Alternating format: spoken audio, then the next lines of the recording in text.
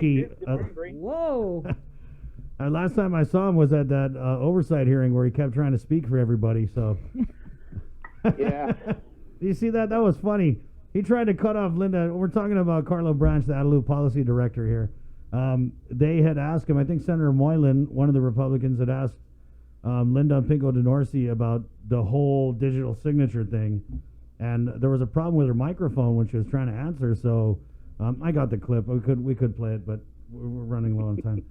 So anyway, and then Carlo Branch came and he's like, I think I can explain this in a spin doctor way. And they're like, and Linda was like, no, enough.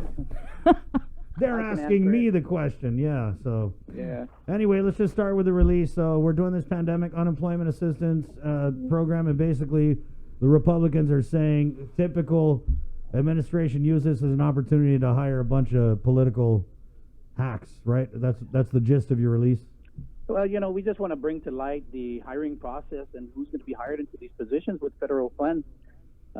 Chris, the issue is what are we going to do and how are we going to do things, right? Mm-hmm. And when you look at the funding request that was submitted to the federal government, Department of Labor was estimating at 38,000 individuals will be impacted, and that they will be applying for the pandemic unemployment assistance program, and that they need these 31 people to be hired for temporary staff for the process initial application. Mm-hmm. And when you go down the line and look at the positions and the salaries for these positions, it's truly amazing. It's absurd to see what salaries they'll be paid. Right. Let me just read it, okay? Sure. So project manager, 163,816. That's one. One assistant project manager, $150,503. 5 employment development worker twos, each one getting paid $88,778. They need to hire 10 administrative assistants, each getting paid $88,778. Oh, damn. And this is including benefits. Right, including benefits. You got to say that because then they're going to hate it and say, oh, that's including Not right, benefits. including benefits. Yeah. All right, so customer service representatives, and they need to pick up 14 of these.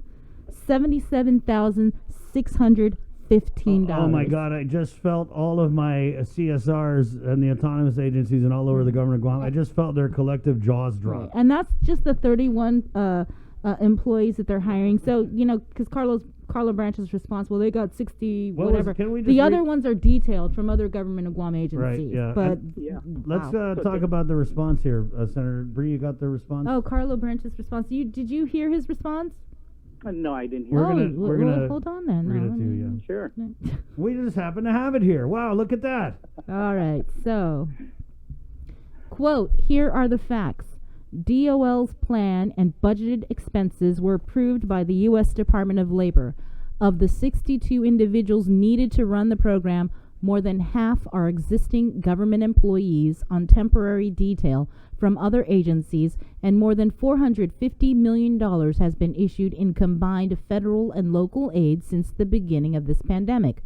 The Trump administration understands what the Republican Party of Guam doesn't. Ooh. The largest temporary federal program in Guam's history requires a temporary staff to run it.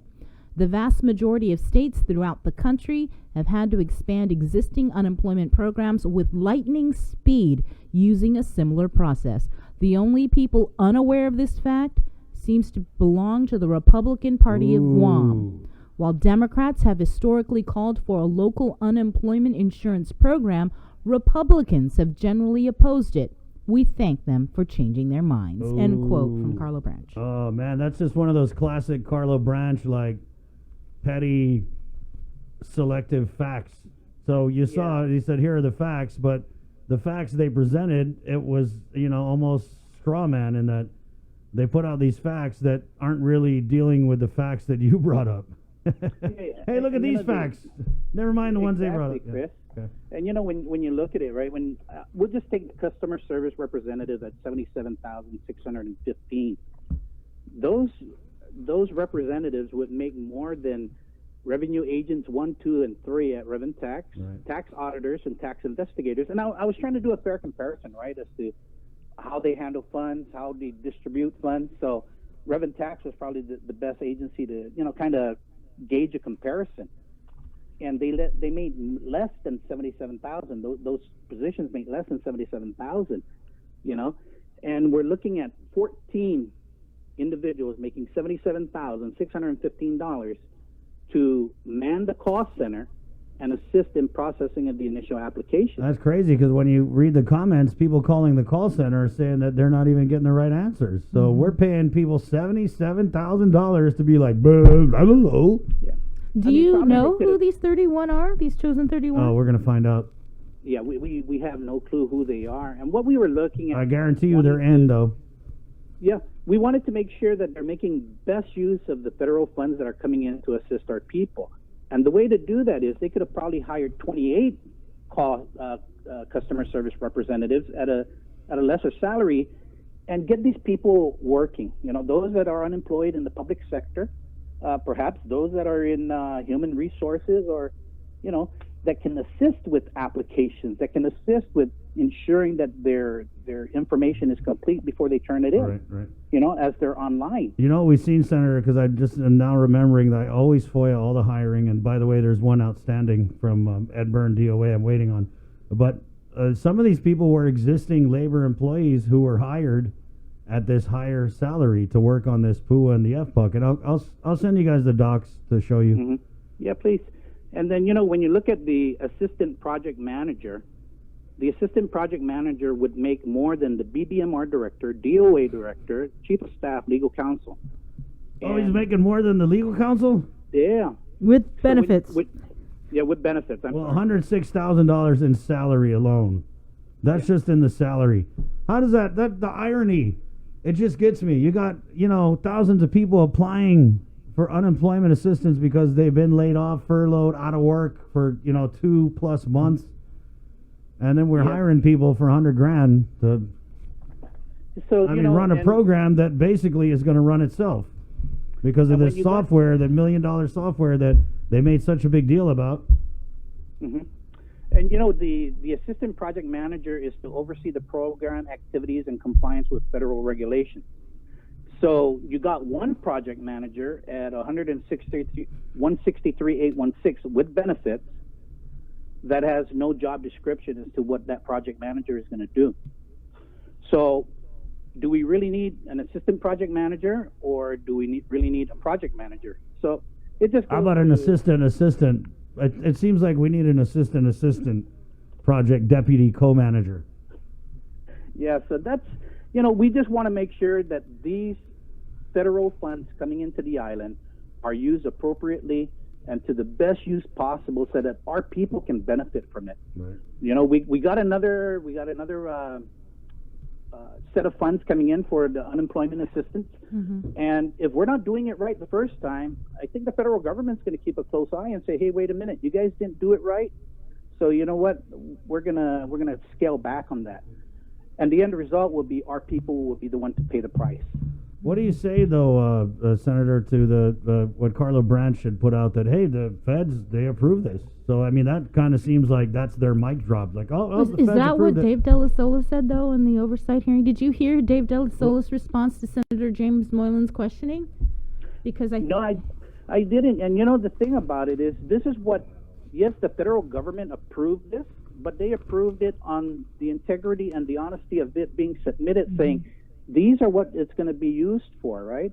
So just earlier, I was listening on the one of the other stations. They had folks from the administration on, and saying that the project manager will be only making $60,000. So if that's true, that the project manager will be making only $60,000, where is the rest of the $103,000 going?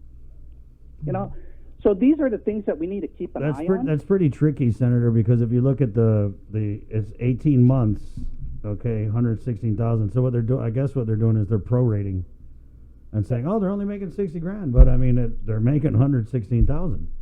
Yeah. That's how you got to watch what a lot of these people, you guys in government now, Senator, you guys like to put out one thing and then it's like you put out another. So just always got to watch and listen.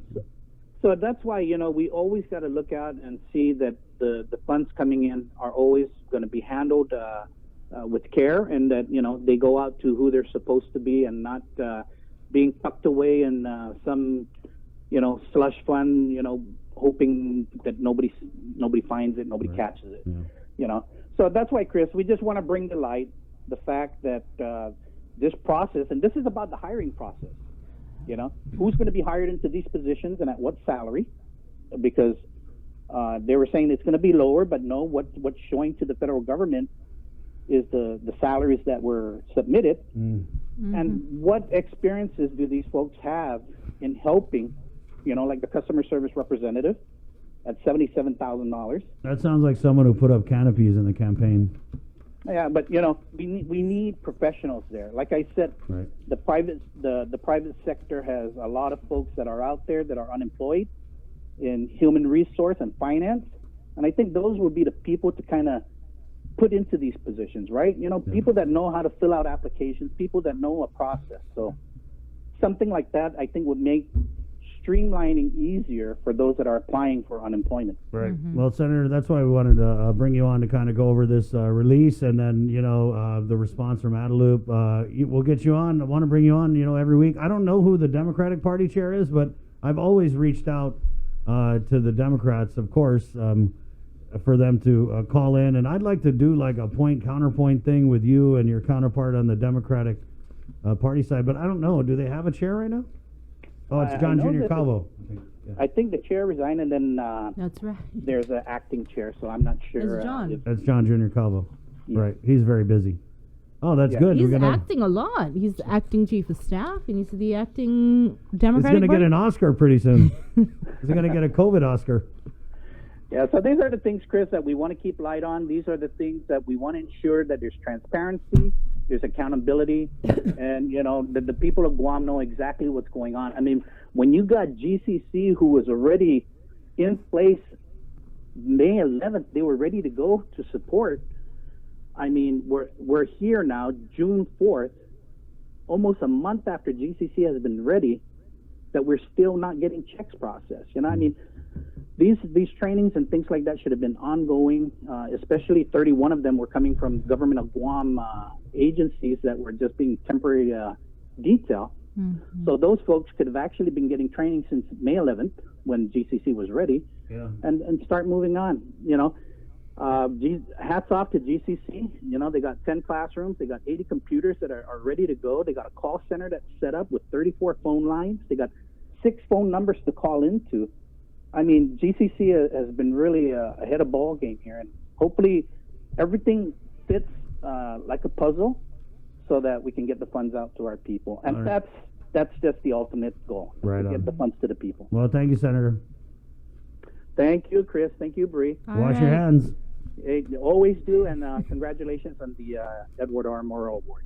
Thank you so much. Thank you so much, Senator. Okay, we'll see you. Have a good day. You too. 8:22. We'll take a quick break, and we're coming back with the acting deputy of the Guam Visitors Bureau, Mr. Jerry Perez, right here on the KUAM News Takeover, Guam's favorite, containing COVID. Good morning. Keeping you informed. KUAM News.